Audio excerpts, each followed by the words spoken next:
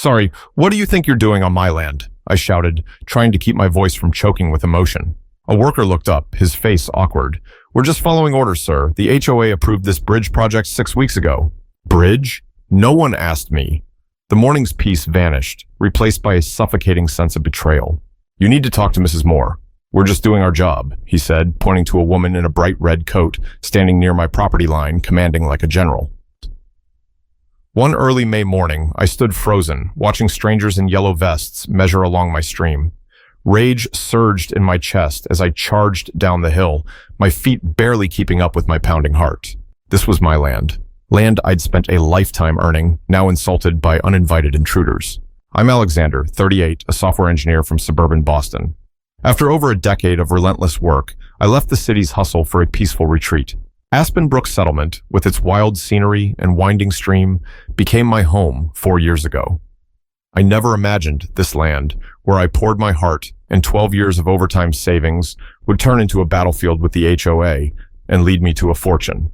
No one could have guessed the illegal bridge the HOA built on my land would become my golden ticket to millions, turning their power play into my triumph.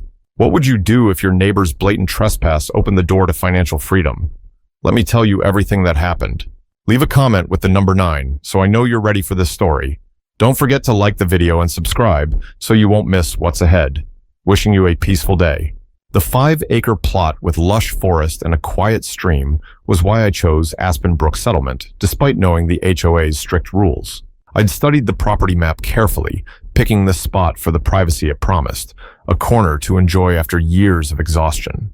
Catherine Moore stood there, her pearl necklace gleaming in the sun, clipboard in hand, voice ringing with authority. As HOA president, she was known for forcing her will, no matter the objections. I marched over, deed clutched tight. Catherine, there's got to be a mistake. You can't build here without my consent. She didn't even look up from her clipboard. Oh, Alexander, the board voted unanimously 6 weeks ago. This bridge will make the park more accessible and raise property values. It was in the newsletter. I never got a notice, and more importantly, you're building on my land without permission. That's illegal. Catherine smiled, a smile that made me want to scream at its arrogance. Don't overreact. It's just a small bridge for the common good. Why would you hinder the neighborhood's progress? The stream area is under our shared use anyway. No, that's not true at all. I have the survey right here. I held up the document, but she waved it off like it was worthless. We've already allocated the budget. Work starts tomorrow morning. I'm sure you'll see how wonderful it is once it's done. I stood there, helplessness mixing with rage as she turned and walked away. 5 neighbors nearby quickly looked elsewhere as my gaze swept over them. They'd seen it all but said nothing. That night, I called Emma, my friend and a real estate lawyer. They have no right to build on your land, she said after reviewing my papers. The deed's clear. You own up to the eastern edge of the stream. I'll draft a cease and desist letter immediately. Though Emma sent the letter the next morning, machinery roared before sunrise. I photographed everything. Excavators trespassing on my wetland, workers driving stakes into the stream bed, and Catherine overseeing it all with a smug look. When I handed the cease and desist letter to the crew, they muttered, "We're just following orders," and kept working without meeting my eyes. By the weekend, concrete foundations were poured on both sides of the stream. Each day, more neighbors came to watch, some giving me distant looks, as if I were ruining their peace. I filed an official complaint with the county planning office, but the next morning, my mailbox was stuffed with angry notes. "Don't block progress," one said. "Think of the community," another read. Catherine started spreading accusations about me at the grocery store. Families who once chatted with me now avoided me. At the community pool, parents pulled their kids away when I approached. Someone spray-painted "selfish" on my mailbox. "They're trying to isolate you," Emma warned over the phone.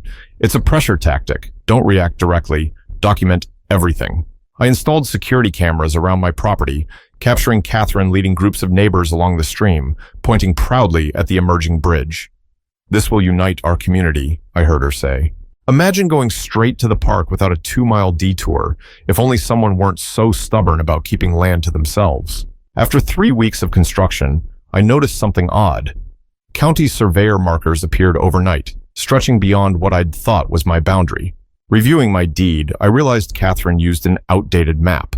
I hired a private surveyor who confirmed, "Your boundary extends 18 feet past where they're building." They've trespassed worse than they think. With this, I went to Catherine's house, survey in hand. The bridge isn't just illegal, it's way beyond my boundary. She replied coolly, surveys can be interpreted many ways. The community needs this bridge, and we'll finish it. Maybe if you'd lived here longer, you'd understand how we do things in Aspen Brook Settlement. How you do things? You mean ignoring property rights? I tried to stay calm despite boiling inside. The board decided, work continues tomorrow. She slammed the door in my face. That night, my phone rang with an unknown number. Are you the homeowner opposing the bridge project in Aspen Brook? A woman's voice asked. Yes, I replied. I'm Claire Peterson, the county environmental inspector. We got your complaint, but here's something you should know. The stream on your land is protected wetland. Any construction needs a special permit. They don't have one. I jolted upright, feeling like I'd found light in a storm. Can we meet tomorrow morning? As dusk faded on a late May afternoon, I stood watching workers pour more concrete near my stream. Catherine Moore had no idea her precious bridge project was about to face unforeseen obstacles, and I now held information that could flip her power game entirely. The next morning, I woke to loud cheers outside. Peeking through the blinds, I saw Catherine leading a group of neighbors in hard hats, posing for photos by the half-built bridge. They passed around a bottle of wine at 7 in the morning, right on my land. A toast to community progress. Catherine raised her glass, her voice echoing across my yard. Soon, we'll stroll to the park without detours. I trembled with rage, grabbing my phone to record their blatant trespass. This wasn't just about a bridge anymore. It was a bold challenge. They partied on my land without permission, toasting as if they'd already claimed it. When I stepped outside, the chatter stopped. 28 pairs of eyes turned to me. Quite a surprise this morning, I said, keeping my voice steady while filming. I didn't know I was hosting a party on my private property. Catherine laughed, brimming with confidence. It's just a bridge welcome. Join us instead of fighting progress. This is for everyone's benefit. Everyone's, except the landowner who never agreed, I replied, spotting 8 HOA board members in the crowd. No one bothered responding to my cease and desist letter. Helen Collins, from the corner house, looked uneasy. Catherine said everything was settled, that you were just making trouble. Did she mention the county environmental inspector visiting yesterday? This construction violates wetland protection rules, I countered. Catherine flushed. Don't mind his threats. We have all the permits we need. I've recorded everything, I went on, phone in hand. Unpermitted building, trespassing, and this morning's wine party. My lawyer will love this. The crowd scattered, leaving Catherine alone by the bridge foundation. She gritted her teeth and hissed, You're making enemies. This neighborhood knows how to handle troublemakers. That afternoon, I found my tires slashed in my driveway. The cameras caught nothing, but their message was clear. I called Emma right away. They're going too far. How do we stop this construction now? I've filed for an emergency injunction, she explained, but Catherine's pulled strings with Judge Larson, who's delaying our hearing. They want it done before we can legally stop them. The next morning, trucks delivered bridge steel before dawn. Workers assembled it while I watched, powerless, awaiting our court date. Catherine drove by 3 times, waving triumphantly each time. That night, an unmarked envelope appeared in my mailbox. Inside were photos of homeowners who'd opposed the HOA. One moved away after relentless harassment. Another lost their home to odd damages insurance wouldn't cover. I couldn't sleep that night. What if the bridge finished before court? Would they have to tear it down? Or would I be stuck with an unwanted structure on my land forever? The phone rang at 10:45 at night. Are you the one fighting the bridge project in Aspen Brook? A man's voice asked. Who's this? I replied, wary. I'm Nicholas Grant from Grant Properties. I've followed your situation for a while. That bridge they're building could be worth millions if sold to the right buyer. What do you mean? I sat up. Meet me tomorrow at Maple Corner Cafe at 8:30. Bring your deed and survey. You'll want to hear this. The next morning, Nicholas slid a stack of papers across the table. Silver Hill Township has tried linking their trail system to your area's park for 9 years.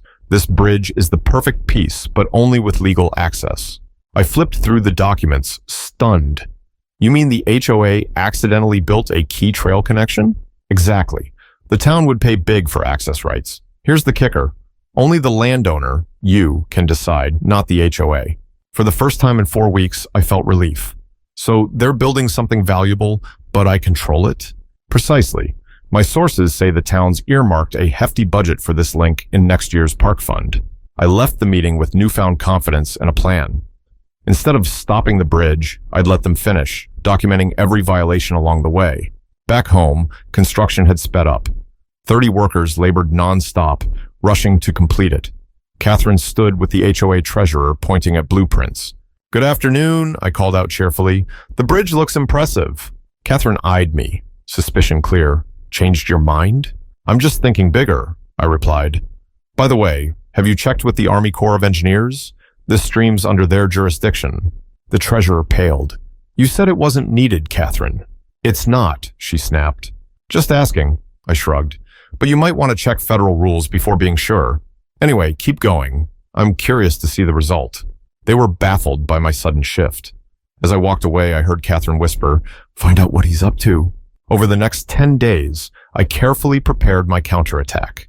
Claire Peterson from the Environmental Office sent me documents proving wetland violations. The county inspector confirmed no permits were filed. I also learned Catherine Moore had misled her own board, claiming I'd agreed in writing. The bridge neared completion as the court date loomed. Workers added lights, railings, and decorative touches. A sign went up, "Grand Opening Sunday, connecting our community." On Saturday night, Helen Collins called in a panic. "Catherine's holding an emergency board meeting. She knows something's wrong but won't say. She wants us to sign papers, shifting liability from the HOA to individuals." "What do I do?" "Don't sign," I advised. "Come to the opening tomorrow. It'll be worth it." Sunday dawned clear, not a cloud in sight. Catherine ordered ribbons strung across the bridge entrance and invited local press to cover her community triumph. Neighbors gathered, many uneasy as I stood quietly at the crowd's edge. As Catherine stepped forward with oversized scissors, a gray van pulled up silently.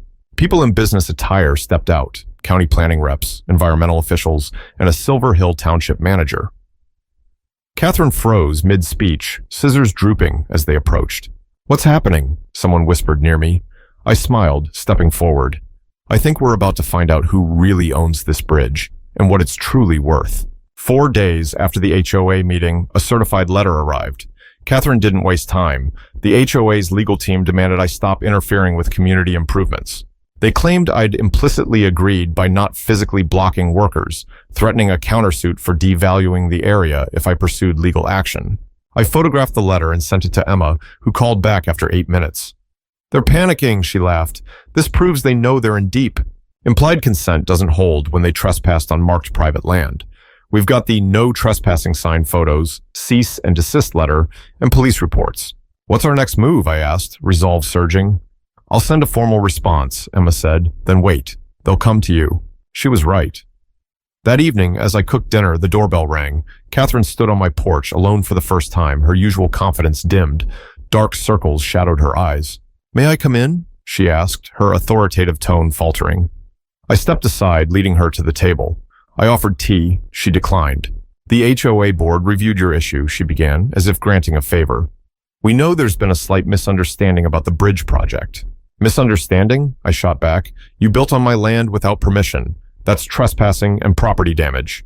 She paused, but pressed on. "We can negotiate," she said, a hint of pleading in her voice. New to me. The HOA will buy access rights at a fair price. She slid papers across the table. A contract offering $40,000 for permanent use of my land, including the bridge and walkways. "What's fair about that?" I asked, folding the papers without signing. Catherine's hands tightened. "Very fair. The bridge boosts your land's value too." "Hearing you talk, land value is interesting," I said. "I've got 4 appraisers coming this week. Guess what they'll value my land at with your new connection point?" She didn't answer, clutching her purse strap. "Many times, 40,000, I continued. "Try adding a few zeros."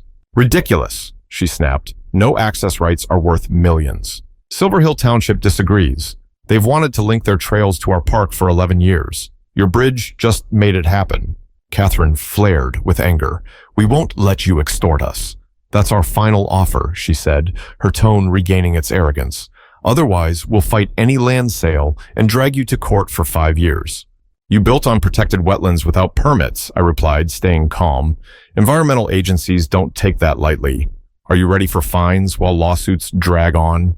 Her confidence wavered. "You wouldn't dare." "You started this, Catherine, not me," I said, feeling justice tilting my way. As she gathered her bag to leave, my phone rang.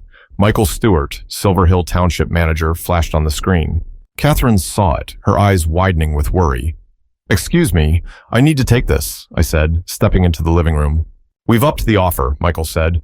"The council voted unanimously tonight. $9 million for your land and full access rights. We want a public nature corridor linking communities." "I'll consider it," I replied, loud enough for Catherine to hear. "Send me the paperwork." Back in the kitchen, she stood rigid near the door. "$9 million?" she whispered, voice trembling. "Impossible. You accidentally created a hugely valuable connection point," I said. "Too bad it's not for you."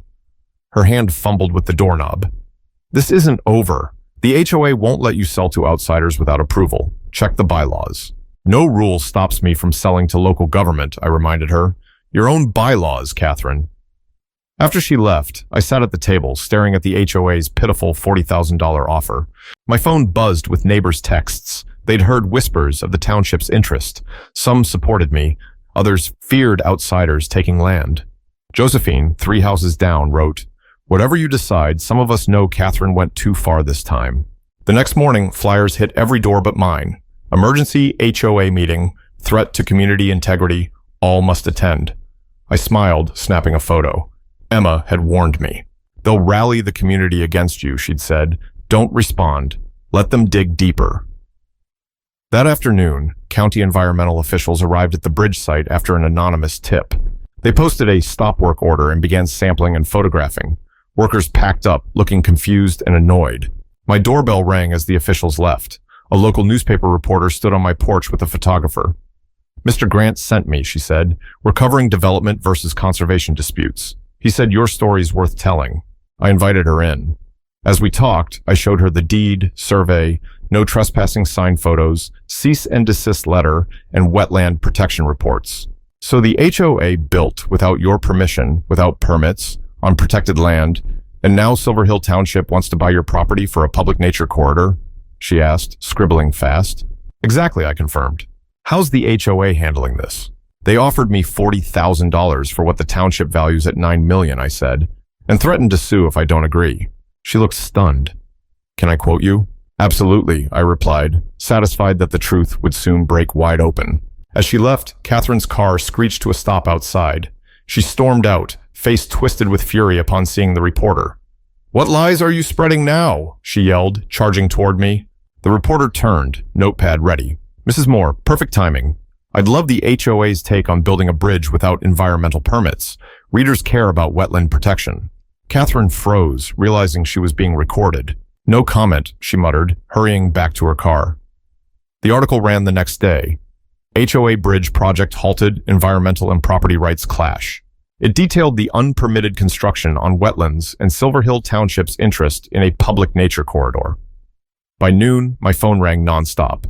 Neighbors, developers, environmentalists, even Robert Turner, Catherine's husband. I let it go to voicemail, only listening to a call from the Silver Hill Township Council confirming a public meeting to discuss buying my land. Catherine didn't know I'd talked to Emma about donating part of the land for a preserve, securing big tax benefits while protecting the wetlands forever. The township's plan would preserve the natural beauty and open public access, just what I'd always wanted. As night fell, I saw cars packing the community center lot for Catherine's emergency meeting. I wasn't invited, but I didn't need to be. The article, stop work order, and township's interest had flipped the game. Josephine texted, "Catherine's losing it. Board members are questioning her. Some want her out. When will you decide to sell?" I smiled, texting back, "Soon, very soon. Emergency HOA meeting tonight at 6. Flyers hit every door but mine." Thankfully, neighbor Liam sent me a photo of one. I couldn't miss this. Word of the township's $9 million offer spread like wildfire. I arrived early, sitting in the back. The room buzzed with whispers, hushing as I entered. Some parents pulled kids closer, as if I were a threat. Catherine arrived 7 minutes late, heels clacking, hair messy, face flushed. "Meeting starts now," she barked, slamming the gavel. "We face a crisis threatening our entire community." She pointed at me without looking. "This man's profiting off our bridge. He wants to sell to the township for millions, leaving us with nothing." Murmurs of discontent filled the room. A lesser-known neighbor stood. "That's unfair. We funded the bridge with budget you used without asking us." I spoke up. Heads turned. Catherine banged the gavel again. "Wait your turn." I rose slowly. No, I think it's my turn now, and I brought some friends. The side door opened. 6 people in business attire entered. Contacts I'd built over 5 weeks: county inspector, environmental officer, township planner, wetland expert, and Emma, my lawyer. Who are they? Catherine shrieked, voice shrill. The real authorities here, I said, stepping forward with documents and photos. Let me show everyone the truth. I hooked my laptop to the projector. First image, my original land survey with clear boundaries. Next, time-stamped photos of construction starting without my consent, then copies of cease and desist letters. This isn't a community bridge, I explained, voice steady. It's trespassing, plain and simple. The officials spoke in turn. The county inspector went first. No building permits were filed for this project, he said, holding up papers. That's a serious violation of county regulations. The environmental officer showed a protected wetlands map. This project harmed a vital ecosystem. Fines start at $15,000 per day from the construction start. The Silver Hill Township planner explained how the bridge accidentally created an ideal trail link. We've pursued this nature corridor for 13 years. It could boost area property values by about 25%. Each word drained Catherine's color. HOA board members looked stunned. My neighbors shifted from discontent to shock, then panic as they grasped what the HOA had done.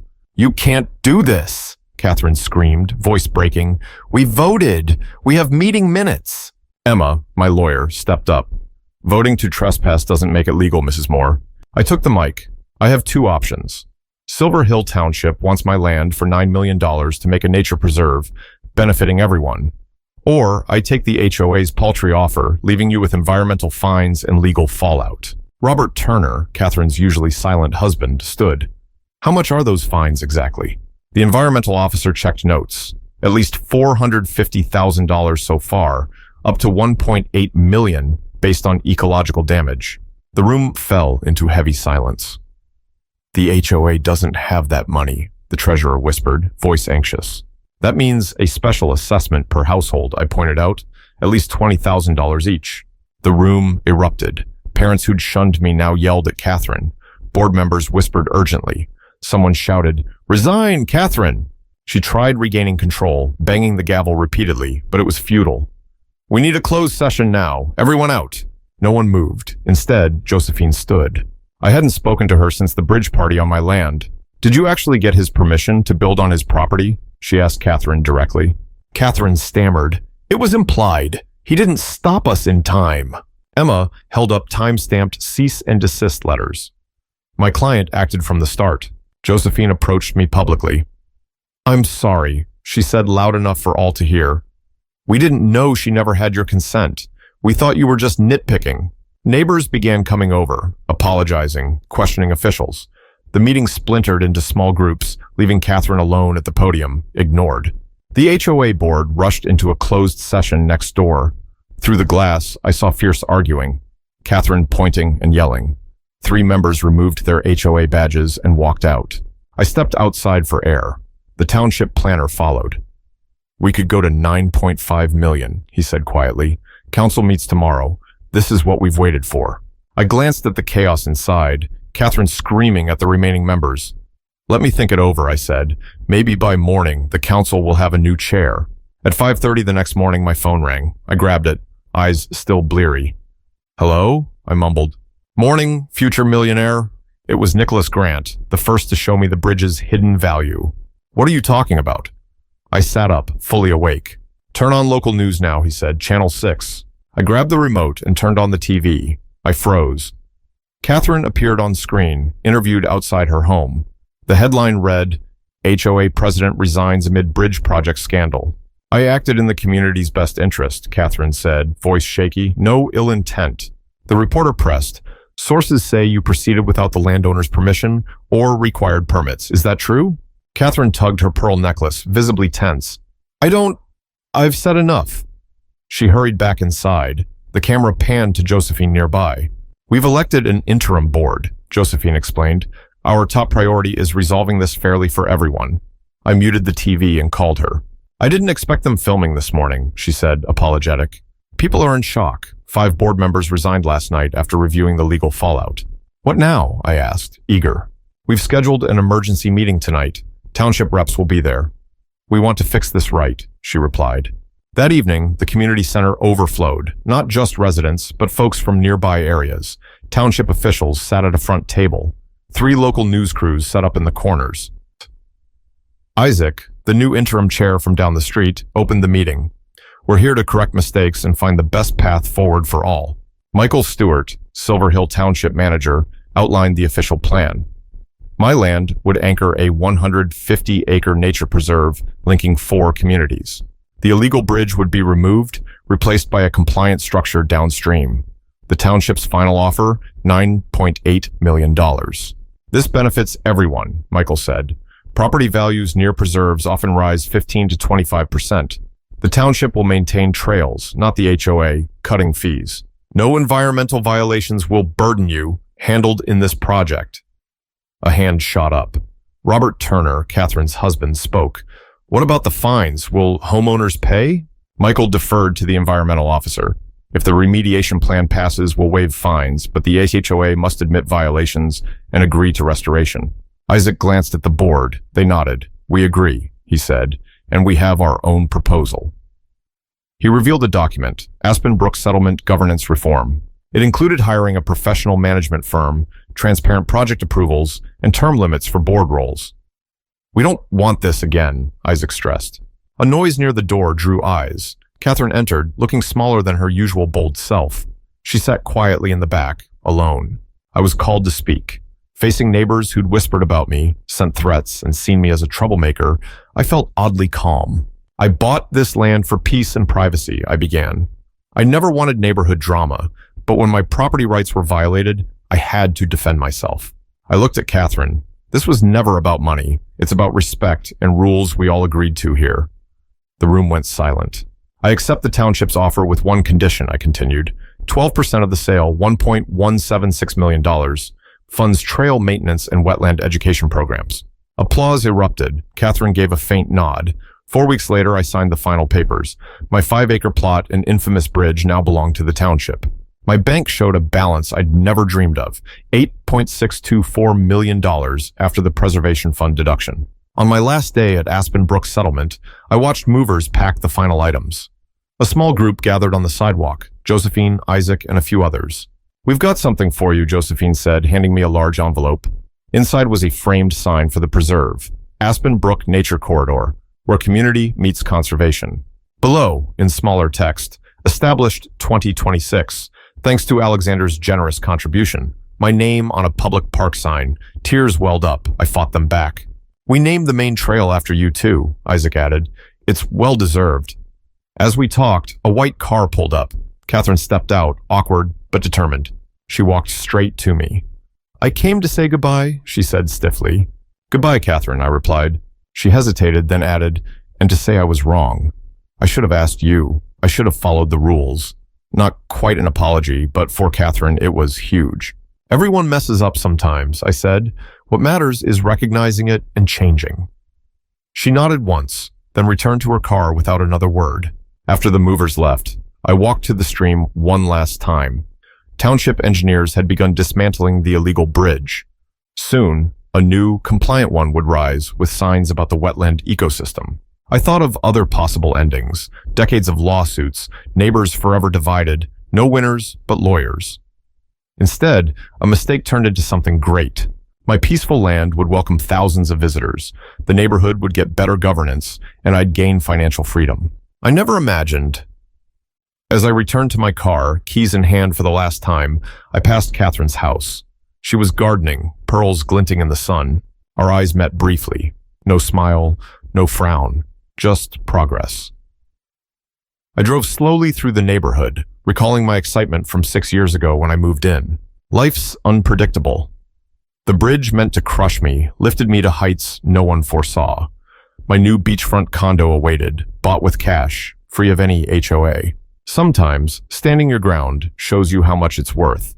Imagine waking up, your morning coffee still warm, and finding someone building a bridge in your yard without asking.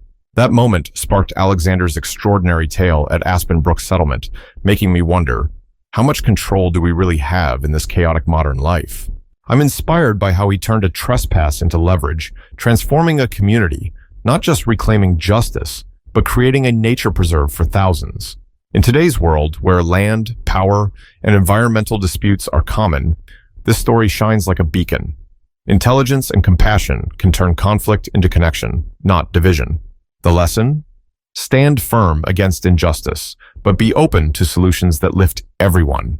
Note: this tale is for entertainment and education, not to criticize anyone or anything, just to spark positive thoughts. What would you do in Alexander's shoes? Share your thoughts in the comments, and don't forget to like, share, and subscribe for more meaningful stories. Thanks for watching this video, wishing you a peaceful day, and see you in the next one.